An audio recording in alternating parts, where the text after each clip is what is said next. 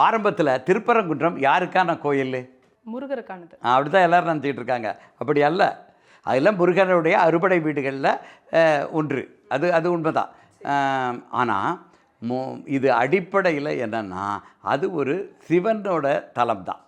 சிவபெருமான் ஓம்ங்கிற பிரணவ மந்திரத்தின் தத்துவ விளக்கத்தை பார்வதிக்கு சொல்லி கொண்டு இருக்கும் பொழுது அந்த இடத்துல எதேச்சையாக நம்ம முருகப்பெருமானுடைய காதிலையும் அது விழுந்து விடுகிறது.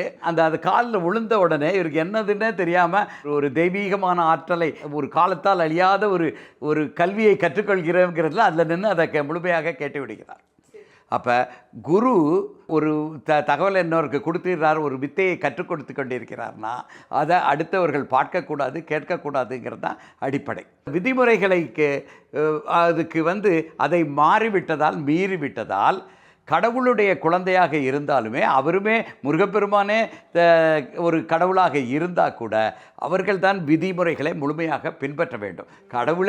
கடவுள் விதித்த விதியை பின்பற்றலைன்னா வேறு யார் மக்கள் எப்படி பின்பற்றுவார்கள்? அதனால் முருகப்பெருமான் நான் இதுக்கு நானே பரிகாரம் தேடிக்கொள்கிறேன் ஒவ்வொரு சிவத்தலமாக வருகிறார். இறுதியாக அந்த பரிகாரம் திருப்பரங்குன்றம் மலையில் தான் நிறைவுபடுகிறது.